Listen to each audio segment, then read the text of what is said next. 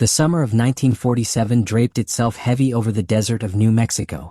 Days stretched long and hot, the kind of heat that pressed down like an invisible hand, leaving everything dry and restless. Roswell was a sleepy town then, a cluster of modest houses, a few shops lining the streets, and wide stretches of desert that seemed to go on forever. Cicadas sang their endless chorus in the mesquite trees. Dust rolled across the ranches in small spirals, carried by winds that never seemed to stop. Cowboys mended fences, children splashed in creeks to chase away the sun's weight, and in the evenings the air buzzed with the faint hum of crickets. Roswell wasn't famous. It wasn't the kind of town where history was expected to happen. It was a place of ranchers and soldiers, quiet lives lived under a wide sky. The Roswell Army airfield sat nearby, home to young men in pressed uniforms, the echoes of World War II still fresh in their memories. The war had ended just 2 years earlier, but its shadow still lingered. People read the headlines with both hope and caution. Russia, atomic weapons, the birth of something new in the world. But for the most part, Roswell moved slowly. Days were simple. Nights were quiet. The desert, ancient and endless, kept its silence. Until the storm came. The evening began like so many others that July. The sun melted into the horizon in shades of pink and amber, fading behind the jagged mountains. A soft breeze rustled through the brush, carrying the smell of dust and sage. Families finished their suppers. Radios crackled with the sound of swing music and news reports, their glow warming small living rooms. But on the horizon, clouds gathered. Heavy, dark, and unfamiliar. New Mexico storms were not unusual, but this one carried an energy different from the rest. Lightning flickered silently at first, far off in the distance, illuminating the desert like a camera flash. The wind picked up, bending the grasses, rattling the tin roofs of barns. Ranchers stepped out onto their porches, squinting at the sky. Some muttered about rain, long overdue. Others crossed their arms, sensing something uneasy in the way the storm was building. By nightfall, thunder cracked across the desert, deep and rolling, shaking the ground beneath their boots. The sky opened with sheets of rain, drenching the dust, pounding the dry earth with a force it hadn't felt in months. But it wasn't just thunder that filled the sky that night. In the heart of the storm, something else appeared. At first, it was just a flicker easily mistaken for lightning. But then it grew brighter, stretching across the heavens like a burning torch. A fireball, glowing white and orange, tearing through the clouds with impossible speed. It hissed as it moved, a sound unlike thunder, sharp and sizzling like metal cutting through air. The object streaked across the stormy sky, turning night into day for a heartbeat, leaving a glowing trail in its wake. People gasped. Children pointed from windows. Dogs barked wildly, sensing the strange intrusion into the familiar. And then, impact. A dull, shuddering thud rolled through the earth, muffled by the storm but felt all the same. Birds scattered from the trees. Horses bucked nervously in their stables. In the silence that followed, the storm seemed to pause, as though the desert itself was holding its breath. On a ranch about 70 miles northwest of Roswell, a man named Mac Brazel stirred from his chair. He was used to the rhythms of desert life, the sounds of coyotes at night, the rumbles of distant thunder. But this was different. He had seen something streak across the sky. He had felt the ground tremble faintly beneath his boots. And though the storm carried on, his thoughts lingered on that strange light. He didn't know it yet, but his life, and the life of Roswell, was about to change forever. The storm raged through the night. Lightning danced across the mesas, thunder rolled like distant drums, and rain pattered against windows until the small hours of morning. But in the minds of those who had seen the light, sleep was slow to come. Some lay awake, staring at their ceilings, replaying the fireball again and again in their memories. Others dismissed it as a meteor, telling themselves there was nothing more to it. But deep down there was unease. It hadn't looked like a meteor. It had looked like something else, something that didn't belong to the desert or the sky or perhaps even the earth itself. And by morning, when the storm clouds lifted and the desert stretched wide and quiet again, Roswell would find itself at the center of a story that would travel far beyond its dusty streets. A story still whispered about to this very day. The sun had just begun its slow climb over the mesas when William Mac Brazel stepped out onto his porch. The desert air was already warm, carrying the dry scent of sagebrush and dust. Mac was a rancher by trade, toughened by years under the blistering New Mexico sun. His small ranch, the Foster Ranch, stretched across miles of scrubland far from the bustle of Roswell. Life here was quiet, predictable even. But in early July of 1947, quiet was about to give way to the extraordinary. The night before, a violent thunderstorm had torn through the skies. Lightning cracked open the heavens, rolling thunder shook the earth, and rain lashed down in sheets rare for the desert. As Mac tended to his chores the next morning, he noticed something strange. His sheep were unsettled, pacing nervously, refusing to follow their usual grazing patterns. That in itself was odd. Animals often knew when something was amiss long before humans did. Mac mounted his horse and rode out to check the pastures. The ride took him deeper into the land, where the horizon stretched endlessly and silence ruled, broken only by the occasional cry of a hawk overhead. That's when he saw it. At first, it looked like the desert floor had been splintered open by the storm. But as he drew nearer, his brow furrowed in disbelief. Spread across the ground was a field of debris, unlike anything he had ever seen before. The sunlight glinted off strange metallic fragments that shimmered like tinfoil, yet were tougher, harder. There were pieces of something scattered across hundreds of yards, silvery shards, beams with curious markings, and paper-thin sheets that seemed weightless in his hands. Mac dismounted, crouched down, and picked up a piece. The object bent easily, folding in his hands, but the moment he released it, it snapped back into its original shape, smooth and flawless. He frowned, trying again, but the material defied him every time. "What in the blazes?" he muttered under his breath. Another piece caught his eye, small rods almost like struts, but etched with unusual symbols that didn't look like any writing he'd ever seen. They weren't letters, not English, not Spanish, not anything familiar. They resembled geometric shapes, almost hieroglyphic but alien to his mind. The rancher's weathered hands trembled slightly as he examined the objects. He was a practical man, not one given to wild imagination. But nothing in his life, neither cattle branding nor repairing fences, nor chasing coyotes off the land, had prepared him for this. As he moved through the debris field, he realized the area was immense. It wasn't a small wreckage. It stretched far across the pasture, as though something large had come apart in midair and scattered itself in every direction. But there was no sign of fire, no smoke, no crater, just silent, inexplicable wreckage glittering under the New Mexico sun. Mac stuffed a few smaller pieces into his saddlebag, shaking his head. His sheep still refused to graze near the site, bleating nervously as if they sensed a danger that he couldn't see. When he returned to his ranch house, he laid the materials out on the wooden table. His family gathered around, wide-eyed. His children touched the foil-like substance, marveling at how it crumpled like paper but instantly smoothed itself out again. His wife worried aloud. "This isn't right, Mac. What if it's dangerous? What if it's military?" Her words lingered heavily in the air. The year was 1947, just 2 years after World War II had ended, and the Cold War whispers were already beginning. Strange objects falling from the sky might not be just strange. They could mean trouble. Still, curiosity gnawed at him. The thought of keeping silent seemed impossible. Something this unusual couldn't just be left alone. After a restless night, Mac decided he had to tell someone. He rode into town, carrying pieces of the wreckage with him, and eventually reached out to the sheriff, George Wilcox. The sheriff, upon seeing the material, was baffled.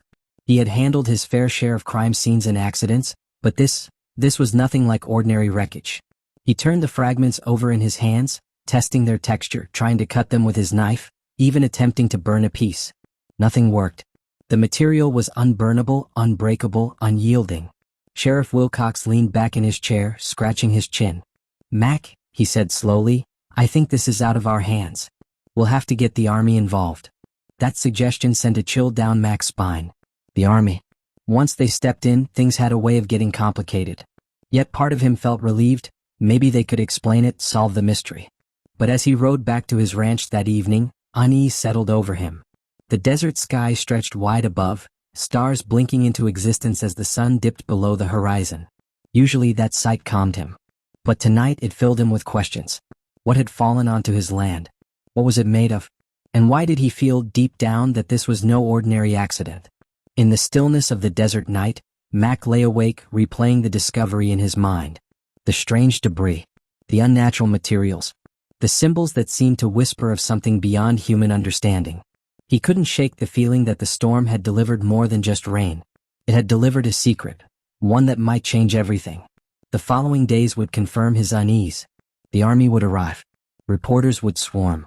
And Roswell, New Mexico, would never again be just another sleepy desert town. But for now, Mac Brazel was just a rancher who had stumbled into history, holding in his hands the fragile, unearthly fragments of a mystery that would echo through the decades. When Sheriff George Wilcox forwarded word of Mac Brazel's strange discovery to the Roswell Army airfield, the desert town's quiet rhythm began to shift. Soldiers were no strangers to New Mexico skies. The Roswell base was home to the 509th Bomb Group, the only unit in the world at the time entrusted with nuclear weapons. These were men accustomed to secrecy, discipline, and the weight of world-changing responsibilities. So when reports reached them of debris unlike anything seen before, scattered across a rancher's land, they responded swiftly. Within hours, a convoy of military vehicles rolled down the dusty roads toward the Foster Ranch. Their tires churned up clouds of desert sand as they moved with silent precision. Soldiers disembarked, their boots sinking into the gritty earth, their expressions unreadable beneath the brims of their caps. Mac Brazel watched with unease as the army fanned out across his land. They handled the wreckage carefully, examining it, bagging it, hauling it into trucks. The metallic pieces that had so mystified him were now being gathered up like precious evidence. He tried to ask questions, but the soldiers offered little more than polite deflections. One officer, Major Jesse Marcel, stood out from the group. Marcel was the base's intelligence officer, a man whose job was to analyze and understand. As he sifted through the debris, his eyes betrayed something between curiosity and disbelief.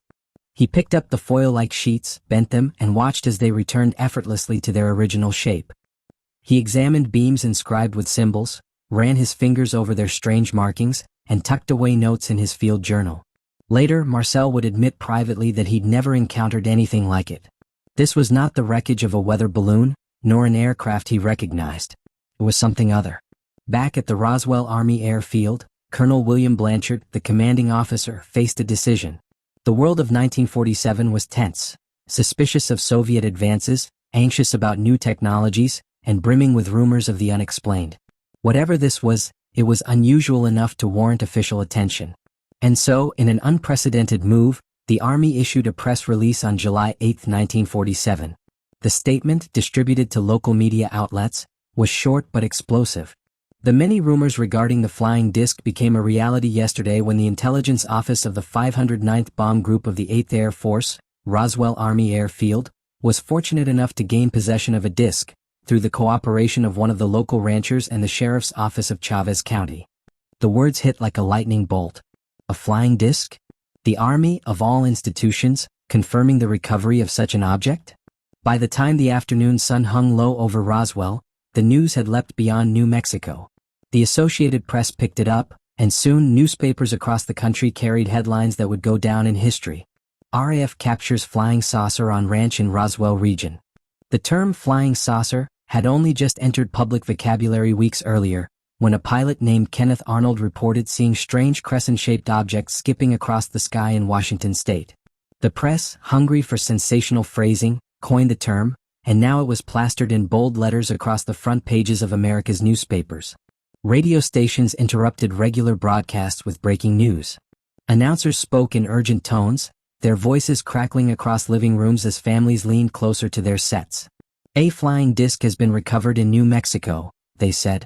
The Army has confirmed possession of the object. In Roswell itself, the townsfolk buzzed with disbelief and excitement.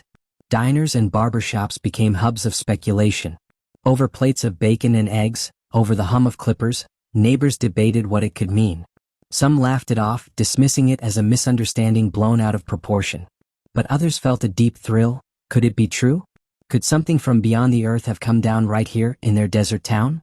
Children ran through the streets, pretending to be space explorers, while old-timers shook their heads, muttering that the world had gone crazy.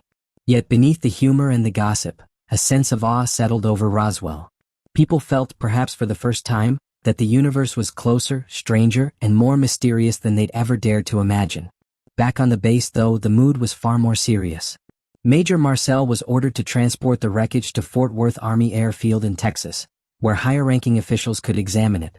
He carefully packed some of the material into boxes, and according to accounts later shared by his family, even brought a few small pieces home to show his wife and son. His young boy would later recall how the debris was unlike anything else, how it resisted damage, how it seemed almost magical. But even as the news spread and imagination soared, cracks were forming in the official narrative. The very next day, the Army abruptly retracted its statement. In hastily arranged press conferences, military spokesmen presented an entirely different explanation. The recovered debris was nothing more than a weather balloon. Photographs were taken of Major Marcel with balloon fragments, rubber, sticks and foil, laid out in neat piles for the cameras.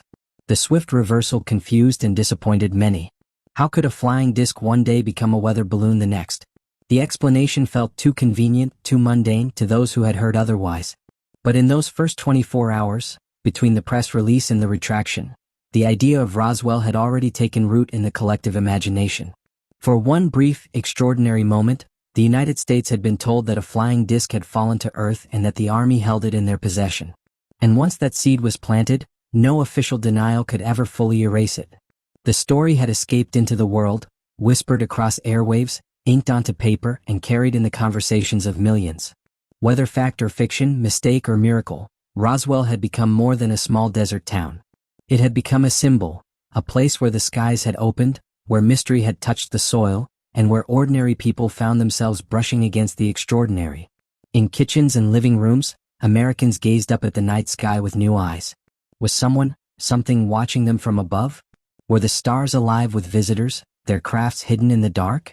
For the people of Roswell, the answer was no longer just speculation. Something had fallen in their desert. Something the Army first called a flying disc. And that was enough to change everything. The stage was set. What began as a storm in the desert and a rancher's discovery was now a national sensation. But just as quickly as the flames of excitement were fanned, they were doused, buried under official denials, press manipulation, and silence. Yet secrets have a way of lingering. And Roswell's secret was too big, too strange, and too deeply felt to ever fade away. The morning after the Roswell Army Airfield's stunning announcement, excitement still hung in the desert air like static after a storm. Roswell was alive with chatter. People crowded into diners and gas stations, swapping rumors, repeating the words printed in bold headlines, "Flying disc captured." But by midday something changed. At the offices of the Roswell Daily Record, a new statement came in, this time from higher up the chain of command. The Army now insisted that what had been recovered was nothing unusual at all. The wreckage, they said, belonged to nothing more exotic than a weather balloon. The words landed with a thud, hollow and unsatisfying. Editors raised their eyebrows. Radio announcers hesitated, stumbling over the sudden contradiction. And ordinary folks, people who had thrilled at the idea of a flying disc, found themselves scratching their heads. How could the Army be so sure yesterday, only to reverse itself overnight? In kitchens and living rooms across Roswell, suspicion began to brew. Mothers stirring pots of beans on the stove turned to their husbands and said, "It doesn't add up." Men at barbershops shook their heads. Farmers at feed stores muttered that they knew a balloon when they saw one, and what the rancher had described was no balloon. Even children sensed the shift. The giddy excitement they'd felt running through the streets the day before was replaced by whispers, low, conspiratorial, thrilling in a different way. It was as if the town had been let in on a great secret, only for that secret to be snatched away. At the Roswell Army Airfield, soldiers were ordered to keep quiet. Major Jesse Marcel, who had personally handled the debris, now found himself posing for staged photographs with balloon fragments laid out neatly before him. The pictures published in newspapers showed him holding rubber, sticks, and tin foil, commonplace items meant to erase the image of anything extraordinary. But those who had seen the real wreckage noticed something strange in his expression. Marcel's smile looked stiff, his eyes weary, as though he were playing a part in a story he didn't believe. Behind closed doors, the whispers grew louder. Some locals who had gotten close to the wreckage field swore that the material was unlike anything human hands had crafted. They spoke of metal that wouldn't burn, sheets that couldn't be torn, and beams etched with symbols no one could read. And then came the darker rumors, the ones passed in hushed voices, often after a quick glance over the shoulder to make sure no one else was listening. Some claimed that along with the wreckage there had been bodies. Not human ones. One nurse from the Roswell Army Hospital was said to have seen them, small, frail forms with unusual features, brought in under strict secrecy. Others whispered that soldiers themselves had confided in friends, shaken by what they'd been asked to guard. No proof ever surfaced publicly, but the very idea ignited imaginations. If true, it meant the crash was not just a mechanical mystery but a living one, a story not only of strange technology but of beings from somewhere beyond the stars. For the Brazel family, life was no longer ordinary. Mac Brazel, the rancher who had stumbled upon the debris, soon found himself caught in a whirlwind of unwanted attention. Reporters hounded him with questions, but his words seemed to shift with time, as though pressure was being applied. At first, he spoke freely of the unusual materials. Later, he grew more hesitant, repeating the official line about a balloon. Friends noticed the change. Some suspected he'd been told to keep quiet, or else.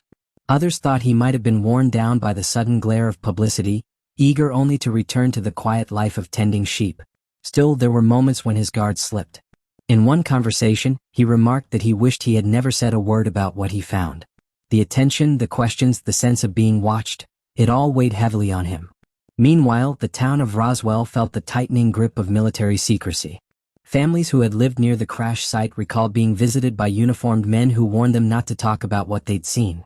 One woman would later describe how she and her mother had been told, in no uncertain terms, to keep their observations to themselves if they valued their safety. The effect was chilling. In a community where gossip flowed as freely as the desert wind, a new kind of silence took hold. People still whispered, but only to those they trusted completely. The story became something shared behind closed doors, over cups of coffee late at night, or in murmured conversations on front porches long after dark. Yet even silence has a way of amplifying mystery. The very act of suppressing the truth seemed to confirm to many that there was indeed something to hide. Why else would the army move so quickly to change its story? Why else would witnesses be told to hold their tongues? Nationally, the shift was just as confusing. Newspapers that had trumpeted the flying disc headline one day now carried the balloon story the next. Readers were left whiplashed, unsure what to believe. For some, the retraction was enough. After all, the army had spoken. For others, it was the beginning of a lifelong suspicion of official narratives. In taverns and kitchens across America, people debated. Some accepted the balloon explanation with a shrug. Others scoffed, saying, "They expect us to believe that?" A few leaned in closer, lowering their voices, suggesting that maybe, just maybe, the government was covering up something it couldn't explain. And in that moment, the Roswell story transformed. It was no longer just about wreckage in the desert. It became about secrecy, control, and the uneasy feeling that ordinary people were being kept in the dark about something extraordinary. The desert, for its part, returned to its stillness. The winds swept over the mesas, carrying dust across the empty plains where the wreckage had once glittered in the sun. To a stranger passing through, it looked like any other stretch of New Mexico wilderness. But to those who had seen it, the rancher, the soldiers, the townsfolk who caught glimpses before it was hauled away, the land would never look quite the same again. Because they knew. They knew that once, in the summer of 1947, something had fallen from the sky. Something that wasn't a balloon. Something that carried with it the weight of mystery, awe, and perhaps even fear. The army could say what it liked. The papers could print what they were told. But in Roswell, the truth had already taken root in memory. And memories are hard things to erase. As night fell over the desert, stars flickering awake above the black horizon, families sat on porches and gazed upward. The vast sky felt closer now, stranger, charged with possibility. Somewhere out there, they thought, were answers. But down here on Earth, the truth was being folded away, locked up behind guarded doors. The cover-up had begun. And with it, the legend of Roswell grew stronger. The desert wind swept through Roswell streets, rattling screen doors and carrying with it the faint scent of mesquite smoke. By day, the town seemed unchanged. Children played marbles in the dust, grocers stacked melons in shop windows, and church bells still tolled faithfully on Sunday mornings. But behind the familiar routines, something unspoken lingered. Roswell had become a town carrying a secret. In kitchens and parlors, families sat close together, speaking in hushed voices. The men and women who had glimpsed the wreckage or spoken to soldiers found themselves replaying the scenes over and over, their minds tugged between awe and unease. They wanted to tell their neighbors, but how could they? Some already had, and been warned not to repeat it again. At the heart of it all was a simple, persistent feeling. This was no weather balloon. On the porch of a modest ranch house just outside town, a family gathered after supper. The cicadas buzzed, and the stars came alive one by one in the darkening sky. The father leaned forward in his chair, his voice low. "I saw them soldiers carting off the wreckage. Boxes, crates, trucks full. You don't send a convoy for a balloon." His wife shifted uncomfortably, casting a glance at the children. "Don't talk so loud," she whispered. "You know what they said. Best not to stir trouble." But the children's eyes were wide, absorbing every word. They had heard their classmates whisper similar tales at school, that their fathers or uncles had seen metal that could fold and spring back, or beams with strange purple markings that weren't English or Spanish or anything in between. For them it was exciting. For their parents it was dangerous. One of the most whispered accounts came from the hospital near the base. A young nurse, known in town for her kindness and soft-spoken nature, was said to have witnessed something that left her pale and shaken. According to friends, she confided that bodies had been brought in under heavy guard. Not human bodies. Small, fragile, with oddly shaped heads and elongated features. She hadn't dared say much more, only that what she saw had haunted her. Soon after, she left Roswell. Some said she was transferred. Others whispered that she was silenced. Whatever the truth, her absence added fuel to the rumors. If there was nothing unusual, why remove her? Across Roswell, similar stories played out. Families who had spoken too freely recalled sudden visits from men in uniform. They weren't violent, but their words carried weight. "Best keep quiet," they would say, often with a polite smile that didn't reach the eyes. "For your own good.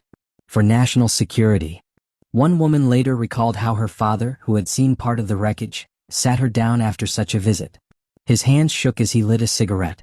"Don't ever repeat what I told you," he said firmly. "Not to your friends, not to your teacher, not to anyone. Promise me." She promised. And though the memory faded with time, the feeling of that night, of her father's fear, never left her. Yet even with the warnings, even with the pressure to stay silent, the sense of wonder persisted. Roswell was a small town, and secrets rarely stayed buried. Around church potlucks and schoolyard fences, people found ways to hint, to suggest, to pass along fragments of what they'd heard. Some told of soldiers who had confided after a drink too many, that what they'd seen out there wasn't anything built by human hands. Others spoke of strange lights in the sky, as though whatever had crashed was not the only one of its kind. The townspeople carried these whispers like glowing embers, hidden but alive. And in their private thoughts, many asked the same question: what if we are not alone? The atmosphere in Roswell was unlike anything the town had ever known. It was as though the air itself carried two currents, one of fear and one of wonder. Fear came from the Army's silence, the stern warnings, the sense that eyes were always watching. Neighbors hesitated before speaking, measuring every word. People who once trusted the government without question now found themselves doubting. But wonder came from the stars. From the possibility that something greater had brushed against their lives. Farmers who had spent decades watching the night sky now gazed upward with new eyes, imagining visitors traveling across the cosmos. Children dreamed of spacefarers, not just cowboys, as their heroes. And some quietly believed that Roswell had been chosen, not by chance, but for a reason. Weeks passed, but the feeling didn't fade. Roswell went about its business. Harvests came, bills were paid, dances held at the local hall. But beneath the surface, the town was changed. They had seen the debris that wasn't a balloon. They had heard the contradictions in the Army's story. They had watched as neighbors were hushed, as witnesses vanished or withdrew. And though none could prove it, they believed. Deep down, they believed that the desert had given them a glimpse of something extraordinary, something meant to be hidden. On warm nights, families still gathered on porches. Fathers pointed out constellations to their children: Orion, Cassiopeia, the endless band of the Milky Way. And then, in softer voices, they spoke of the summer storm, the crash, and the soldiers who came. "Don't forget," they would say. "Even if they tell you it was nothing. Don't forget what we saw. Don't forget what we know." And so the memory lingered, not just as a story of wreckage, but as a shared experience, woven into the fabric of the community. Fear tried to silence it, but wonder kept it alive. Roswell, the sleepy desert town, had become Roswell, the place of secrets. And every whisper, every hushed conversation, carried it forward, keeping alive the mystery that no official statement could erase. The town knew too much. And the world, though it didn't know it yet, was about to start asking questions that would echo for decades to come. For decades after the summer of 1947, Roswell seemed to settle back into its small-town rhythm. The desert winds still whispered through mesquite branches, and ranchers still tended their cattle under the hot New Mexico sun. To outsiders, Roswell was just another quiet American town. But beneath the surface, the memory never truly disappeared. Families still carried the stories passed down by fathers, mothers, and neighbors. Stories of debris that wasn't from Earth, of bodies that weren't human, of officials who had silenced them with stern warnings. Though the U.S. Air Force had declared the matter closed, the people of Roswell knew otherwise. And as the years rolled on, the silence began to crack. The 1970s awakening. By the 1970s, America had changed. The Vietnam War had left deep scars, and trust in government was eroding. The Watergate scandal had shown that even the highest offices of power could lie. In that climate of skepticism, old memories found new life. Retired military men, once bound by loyalty or fear, began to speak out. Some told interviewers about the strange materials they had handled. Others described being ordered to keep quiet under threat of court-martial. Most striking of all were the whispers of bodies. Small beings with unusual features. Accounts that had once seemed too outrageous to voice now slipped into the open, often shared in hushed tones at veterans' reunions or late-night interviews. It wasn't long before researchers and writers caught wind of these stories. And with each testimony, the official weather balloon narrative began to fray. The birth of UFO research. During the late 1970s and into the 1980s, a new generation of UFO researchers turned their attention to Roswell. Unlike in 1947, when the press had largely accepted the Army's explanation, these investigators dug deeper. They tracked down witnesses, collected affidavits, and cross-examined accounts. Some of the witnesses were elderly by then, their voices raspy with age. But their memories were vivid. They spoke of metals that would not dent, of symbols etched into beams, of military trucks carrying away crates under the desert moon. Books began to appear, telling Roswell's story not as a footnote, but as the central mystery of the UFO phenomenon. Each one sold more copies than the last. Documentaries followed, their grainy recreations stirring curiosity and suspicion worldwide. For the first time, Roswell was not just a local secret. It was a global question mark. Contradictions in the reports. The Air Force did not stay silent forever. As public interest swelled, pressure mounted for answers. In 1994, nearly 50 years after the crash, the Air Force released a detailed report. Its conclusion: the wreckage had not been a weather balloon, but part of Project Mogul, a top-secret program that used high-altitude balloons to detect Soviet nuclear tests. It seemed, at first, to be the final word. Yet for many researchers, the Mogul explanation only deepened the mystery. Witnesses had described metallic fragments that snapped back into place, beams with strange markings and bodies. Project Mogul balloons could not explain these details. In fact, many locals recalled the Army's initial story, a flying disc, with more clarity than the later explanations. Then came a second report in 1997. This time, the Air Force attempted to explain the bodies. They claimed the witnesses had seen test dummies used in parachute experiments. But there was a glaring problem. Those experiments hadn't taken place until the 1950s, nearly a decade after Roswell. How could townspeople in 1947 have mistaken them? The contradictions piled up. Instead of silencing the rumors, the Air Force's shifting explanations fueled suspicion. To many, it looked like a cover-up, one that stretched across generations. From local legend to global lore. By the 1990s, Roswell had transformed into something bigger than anyone in 1947 could have imagined. It was no longer just a town in New Mexico. It was the epicenter of the UFO debate. Television specials aired around the world, drawing millions of viewers. News magazines ran features on the Roswell incident. UFO conferences packed auditoriums with curious minds, from scientists to conspiracy theorists to ordinary people simply wondering if we were alone. Hollywood joined in. Films and TV series borrowed from Roswell's legend, weaving its themes into popular culture. The word Roswell itself became shorthand for government secrecy and the possibility of extraterrestrial life. And as the Cold War ended, a new era of openness toward UFOs, or as they would later be called UAPs, took root. Roswell was always at the center of that conversation. The courage of witnesses. What made the Roswell story endure wasn't just speculation. It was the courage of witnesses who, decades later, refused to let their memories be buried. Some gave interviews on record, their names and faces broadcast on television. Others wrote affidavits, sworn under oath, detailing what they had seen. For many, it was less about proving aliens than about telling the truth. One rancher's son recalled how his father had been threatened into silence back in 1947. Speaking out decades later, he said simply, "He carried that weight his whole life. I won't carry it with me." These voices gave the story humanity. It wasn't just about saucers and debris. It was about people, ordinary men and women, caught in extraordinary circumstances, determined not to be erased from history. A story without an ending. The Roswell incident might have begun with a crash in the desert, but it never ended there. Instead, it evolved into something larger, a mirror held up to society's questions about trust, secrecy, and the vast unknown. Every attempt to close the book only made it more compelling. Every contradiction made it more suspicious. And every new witness who stepped forward breathed life back into the tale. By the turn of the millennium, Roswell was not just history, it was mythology. A story told in classrooms, debated in newsrooms, and whispered around campfires. A story that belonged not only to New Mexico but to the world. For the people who lived it, Roswell remained a scar and a mystery. For everyone else, it became an invitation to wonder, what lies beyond the stars? And what truths remain hidden, waiting to be revealed?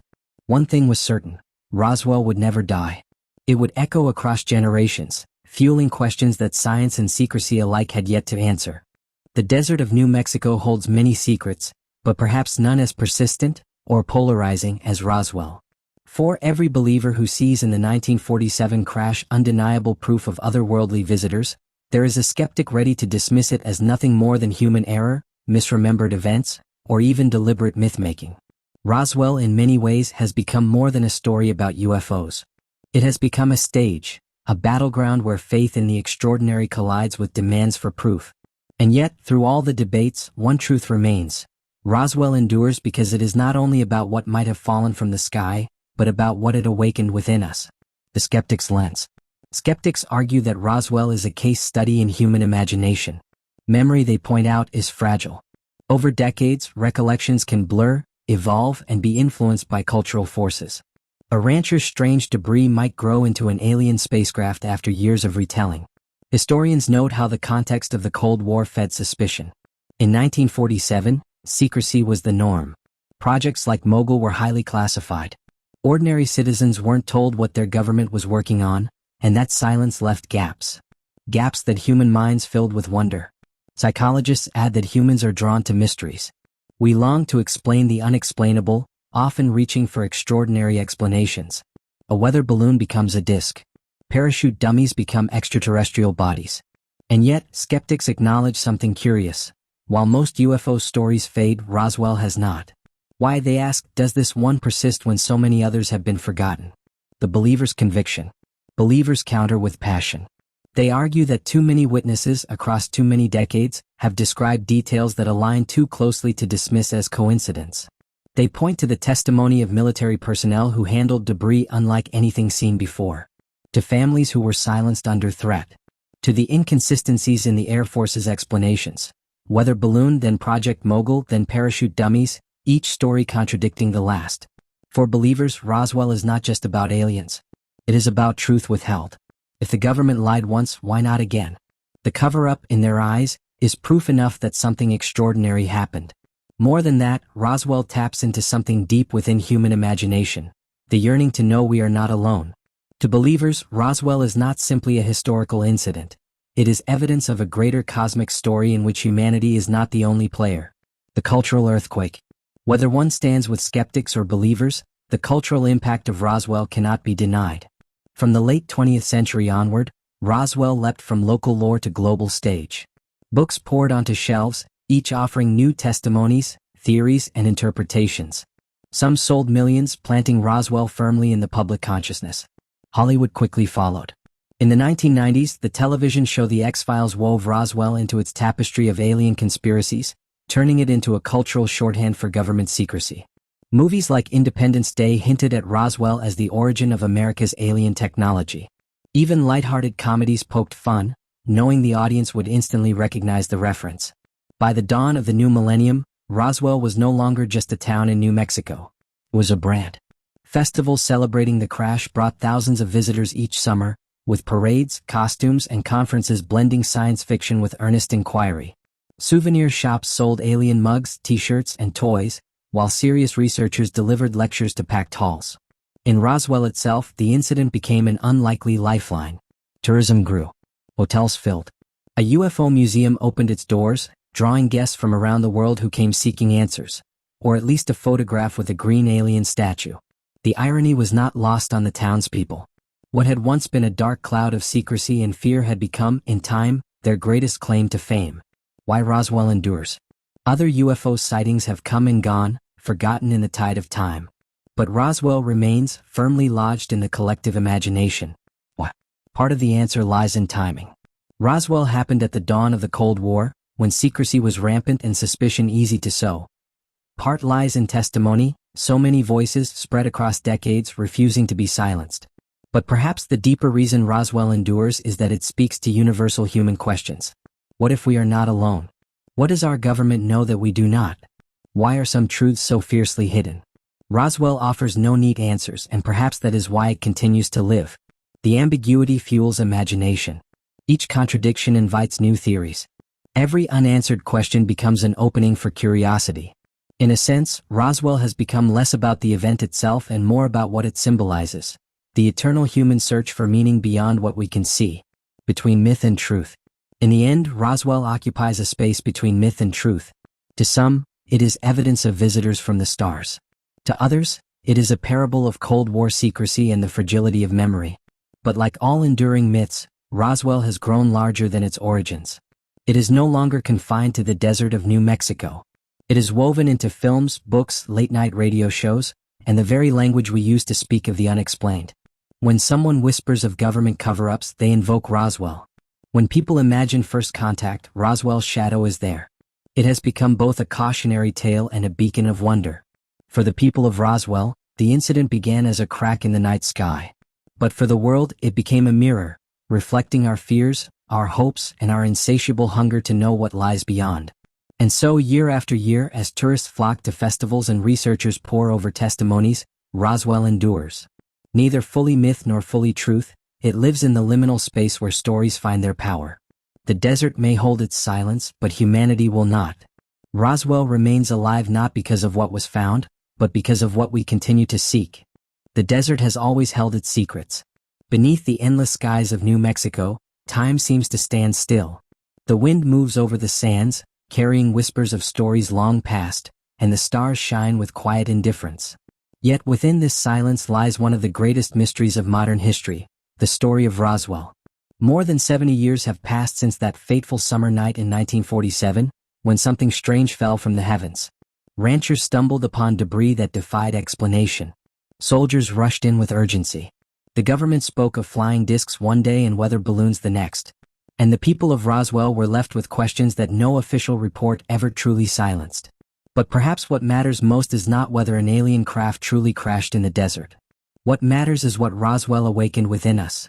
A hunger to know, a fear of secrecy, and a hope that we are not alone. The desert that keeps its secrets.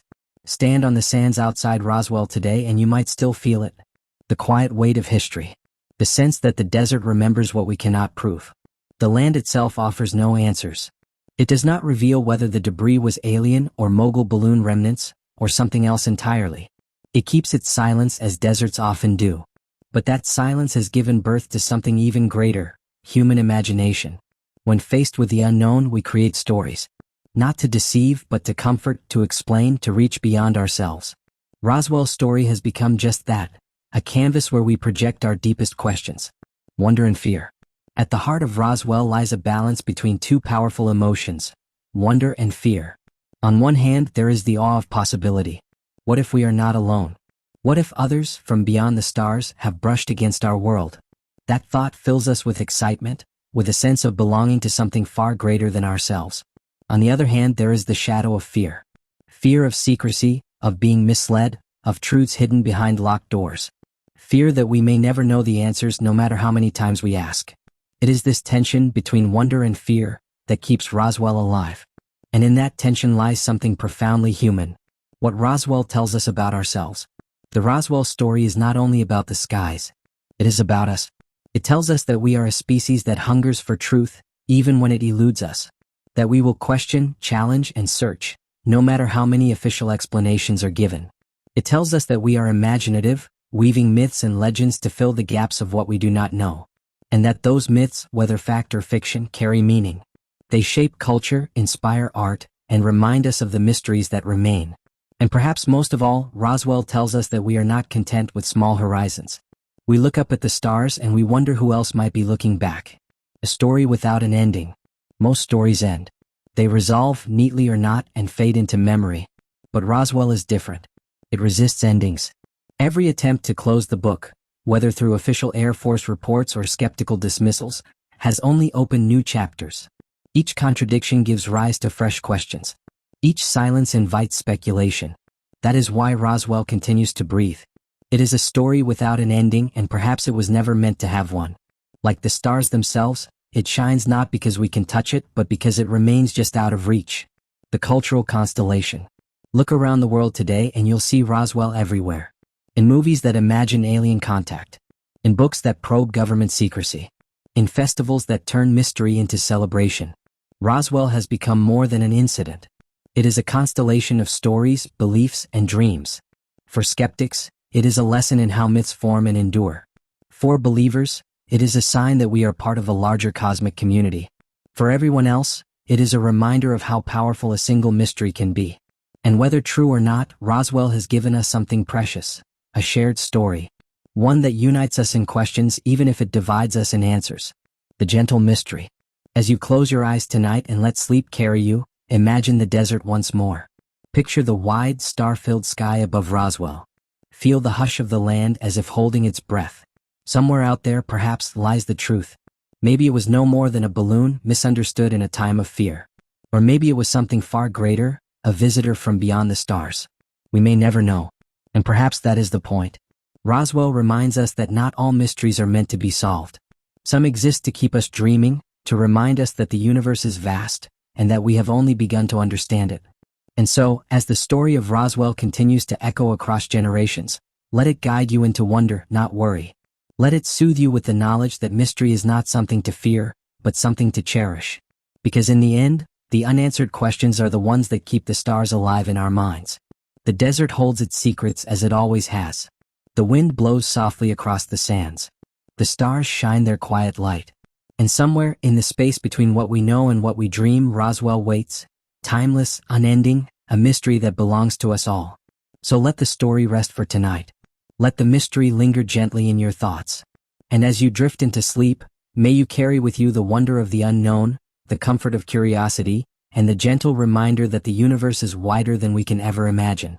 Good night, Crescent Moon.